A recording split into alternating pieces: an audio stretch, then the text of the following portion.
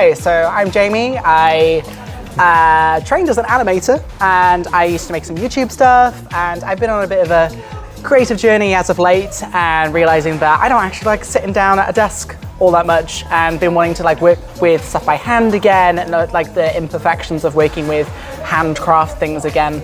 So yeah, I'm on this little creative journey of just like figuring out what I enjoy again. So today I am doing a workshop on, my tagline is putting the intent back in content.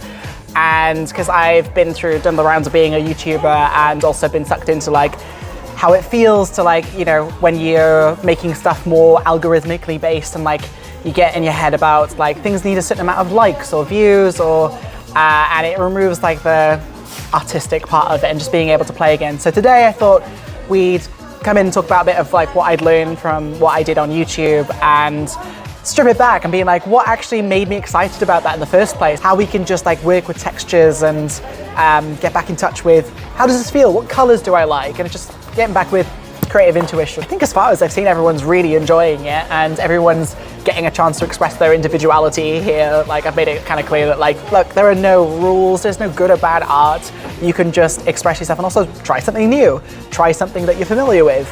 We've got some people making some setups that like based on like their pets. We've got other people doing some like really wacky characters. Other people seem to be asking each other for prompts and they're working together to figure out what they want to make.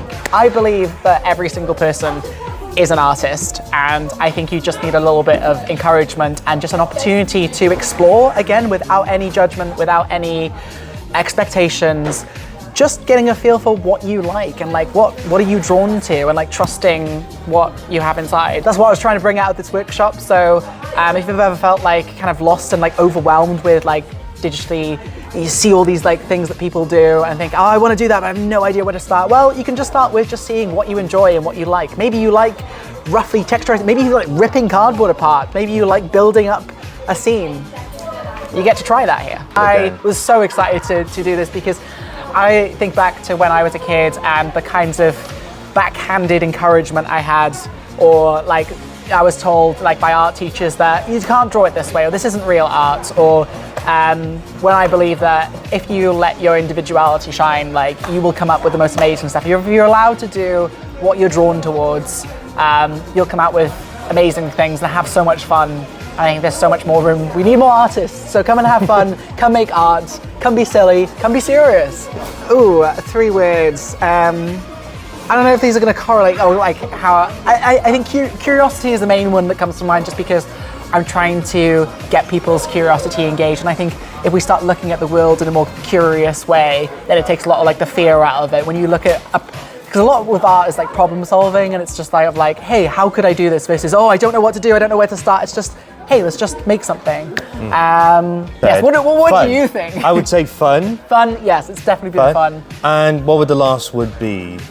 Possibly inspirational, because I'm hoping that, I was hoping that people will come away from this thinking, hey, I have everything I need like inside me to make stuff. I have ideas, I have inspiration. Or even if you come away thinking, I really like this one thing, but I'm not sure where I want to go with it. Well, you've got an anchor of something to work with. Like for me, like I really like the color red, so I integrate the color red into a lot of what I do. You may come away thinking, I really like working with paper. I really liked, so yeah, inspiration is a big one.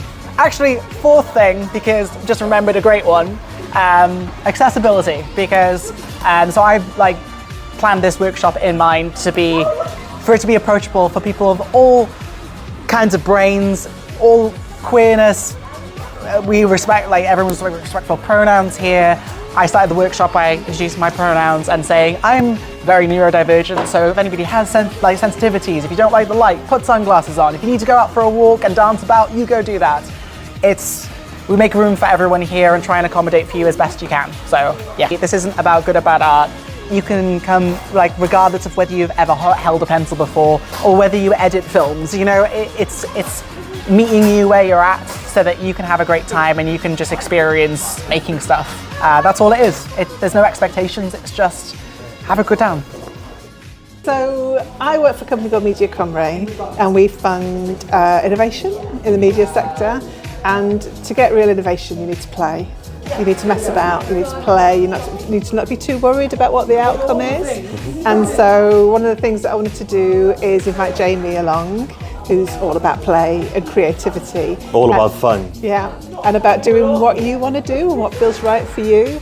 And so what we're doing here today is playing and see what comes out of it. I like animation because you can tell any story that you want. You can think about anything, and that's how we get dragons on screen or fairies, or that's how we get really difficult stories on screen as well, where people might not want to be on camera. Animation can do anything you want it to do. Yeah. That's what appeals to me.